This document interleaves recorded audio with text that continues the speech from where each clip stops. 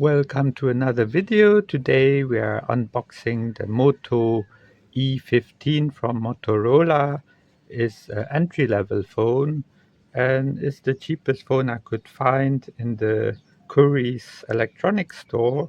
This one costs £69 and it comes with Android 14, I believe, and 64 gigabytes of storage memory and 2 gigabyte of RAM. Oh wait, I think it comes with Android 14 Go, so it's not the full version of Android, it's the lighter version of Android, but you still can install most of the Android apps except the ones who needs more memory. So let's continue with the unboxing. The box is made out of paper or carton, so there's no plastic with it. And I already opened it previously, but this is just to show how it looks like when you unbox it yourself. So the phone comes with a screen guard on the screen that you can pull off, and the phone also has a included phone case which is from Motorola themselves, so you don't need to get a separate phone case on your own. And what else you have in the box is just a USB A to USB-C cable, which looks like this. This is a black version. It's around 1 meter, I guess. And you get a pin to open the SIM card slot and some papers and also a energy sticker apparently. So, and also a quick guide to the phone.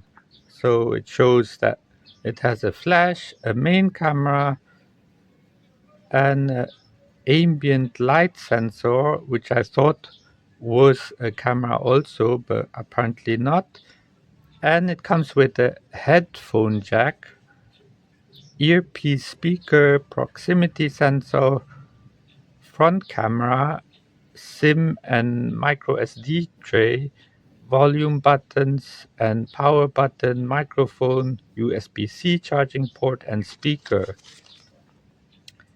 So first you need to put your SIM in the tray, which is in the upper left corner of the phone, and then you can switch it on.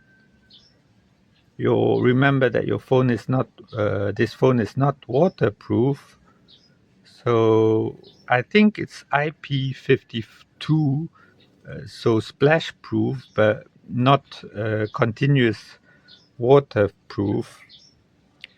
And okay, let's get to the phone itself. The phone comes with the case and it's a clear case, so it has the Motorola logo in the center. It has a good weight, so it's not too light and not too heavy. And the texture of the back of the phone is not plain plastic, but it's more like a vegan leather. And this was color, they say, is denim blue. And the phone is quite slim, but not too slim. And you see that the camera bump is fairly low, so it's quite flat on the back, which is a good design, I find. And it's not slippery at all when you hold the phone in your hand without the case, but I rather leave it in the case, so in case it drops it won't get scratched.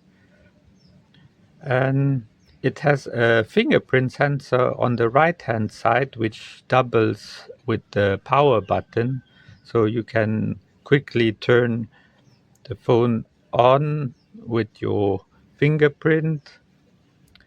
And the screen is quite big, and surprisingly the screen has very good color reproduction. I was surprised to have such a good quality screen on a very cheap phone. And it also has dual stereo speakers, so one speaker on the top and one speaker on the bottom. So when you're watching movies, you get better sound than, for instance, with the previous Samsung A06 5G, which only had a speaker on the bottom. And the only thing is that it's a bit slow when you run programs, in case they are larger programs and require additional RAM. They will start and close much slowlier. So in case you need more RAM, you might be better off with a different phone. But if you need only the minimum and you don't use heavy programs, this is a good choice because it's runs smooth. It has a very good screen, and the speakers are stereo, and you have a headphone jack on the top. And the camera is relatively good.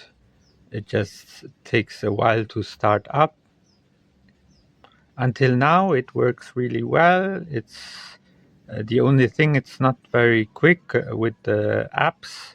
It takes a while to load, and sometimes if you have too many apps open, some apps in the background will close, and sometimes you need to restart the app because it doesn't have enough memory. Like, for instance, if you are using a navigation software like Google Maps and another app at the same time, and you are switching between the two, one of the apps will eventually shut down because it doesn't have enough memory. So when you switch to the other app, you will have to relaunch it, and it will take some time to load. Other than that, if you only work on one app at a time, you will have no problem with this phone, except of some apps won't install if they require more than 2 GB of memory, 2 GB of RAM. But it's a very solid phone, and it gives a good impression that it will last quite a while. And but it, I believe it doesn't have upgrade to Android 15. You will only stay on Android 14 and the Go version of Android 14, and you might have some security patches for a year or two, but after that you won't be able to put on updates anymore. So that's another consideration you need to take. But if you want just a cheap phone, and at the time this was the cheapest they had and I can afford, so this is a pretty good choice for entry-level phone, which is relative good and reliable, and you still can install apps from the Play Store. So that was the unboxing of the Motorola E15 Android mobile phone. Thanks for watching, and catch you in the next one.